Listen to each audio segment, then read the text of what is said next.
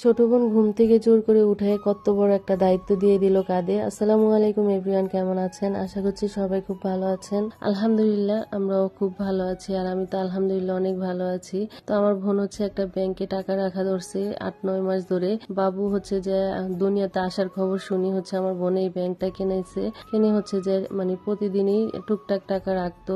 ওর জামাই দিছে রাখার জন্য, তারপর হচ্ছে আব্বুর কাছে যখন ছিল আব্বু দিছে। তো মিলাই জিলাই ঈদের সালামি টালামি মিলে হচ্ছে ব্যাংকের ভিতরে রাখা হয়েছে। আলহামদুলিল্লাহ মানে যতটুকু আশা করছে তার থেকে বেশি হয়েছে।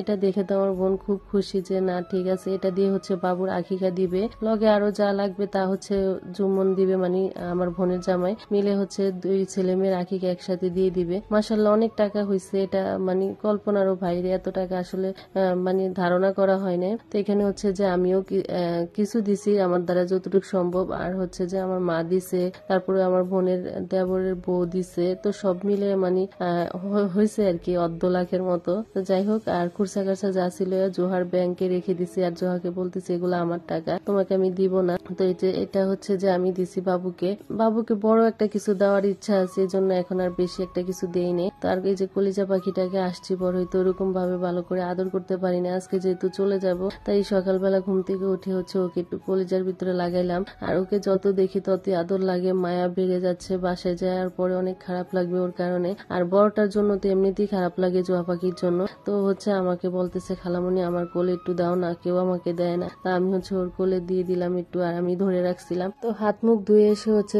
যে মনেক্কা খাচ্ছে, আমাদের দেশে এটাকে মনেক্কা বলে। নিমকি আছে, মনেক্কা আছে, তারপর হচ্ছে মিষ্টি আঙ্গুলি আছে। তো যাই হোক, ওগুলা খাওয়া দাওয়া শেষ করে জোয়া পাখির কাহিনী দেখতেছি। জোয়া পাখি একটু পর পর সাজুগুজু করতেছে, আর এদিকে জোয়া পাখির বাবা বাইরে থেকে নাস্তা নিয়ে আসছে, মানে সবকিছু বাইরে থেকে আনা হচ্ছে আজকে। তো যাই হোক, কিছুই করার নাই, বোন যেহেতু অসুস্থ, সুস্থ থাকলে ও বানায় টানায় দিত, আমরা খাওয়া দাওয়া করতাম। আর এক বাসার থেকে এক বাসায় যায় হচ্ছে যে রান্না বান্না বোঝা যায় না আসলে কোন জায়গায় কি আছে, ওরকম করে যে আমি নিজে বানায় খাবো ওরকম অবস্থা নাই। তারপরেও দুপুরবেলা রান্না বান্না আমি করবো, ওইটা হচ্ছে যে আর শেয়ার করা হয় না, যেহেতু রান্না করে আরেকজনের রান্না করে যে রান্না করতেছে এই জন্য আর ভিডিও করা হয় না। এমনিতে একটা পাইলে আরেকটা পাই না। সবাই মিলে এখন নাস্তাটা করে নিচ্ছি, তারপর হচ্ছে দুপুরবেলা রান্না বান্নার আয়োজন করতে হবে। ছেলেকে আজকে মোবাইল দেই নাই, তাই না পেরে হচ্ছে খেলনা দিয়ে খেলতেছে, আর এদিকে হচ্ছে আমরা মাখাইছি, তো সবাই মিলে আমরা খেয়ে নিচ্ছি। আর এদিকে রান্না বান্না খাওয়া দাওয়া সবকিছু কমপ্লিট করে এখন চলে যাচ্ছি আমি। এখন আমার যেতেই হবে, কারণ রাত্রে যাব বলছে যাইনি, সকালবেলা যাব বলছে তাও যাওয়া হয় নাই। তো এখন হচ্ছে দুপুরের পরে যাচ্ছি খাওয়া দাওয়া শেষ করে।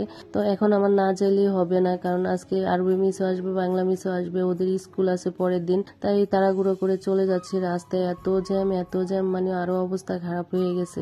যাই হোক, এই ভিডিওটা এই পর্যন্ত, সবাই ভালো থাকবেন।